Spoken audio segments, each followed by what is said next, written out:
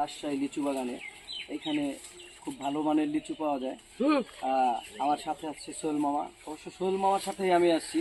আর একটা মামা আছে, মামার সাথে, মামা হলো ঢাকাতে লিচু ব্যবসা করে। আমরা একবারে সরাসরি বাগানে চলে আসছি।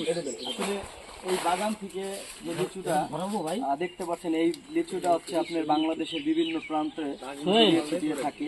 এই লিচুটাই ঢাকাতে, মাদারীপুরে, সারা বাংলাদেশে রাজশাহী চাপাই যাকে বলে আমের আর লিচুর একটা জায়গা।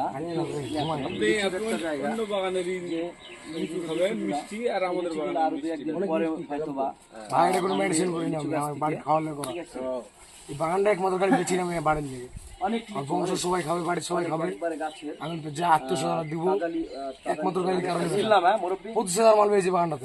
আপনারা এই যে দেখেন যে আসলে বাগানে আসার যে একটা মজা, আর এখানে আইলে, এই জায়গায় আইলে যে আপনারা একটা স্বস্তি পাবেন আর লিচু দেখলে যে একটা আনন্দ পাবেন, এটা কিন্তু সব জায়গাতে পাওয়া যাবে না। আমার মামা আছে, মামা আসবেন না, এটা দিয়ে আসেন।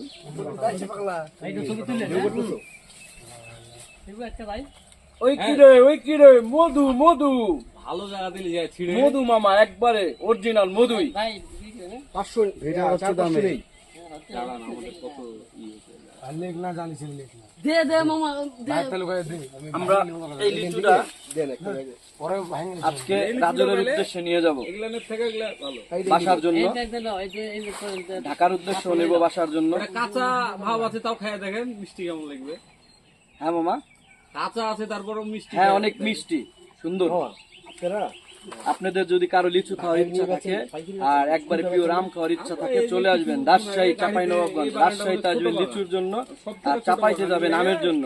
সবাইকে লিচু খাওয়ার জন্য দাওয়াত দিলাম রাজশাহীতে। আল্লাহ হাফেজ। থেকে ঢাকায় চলে যায়।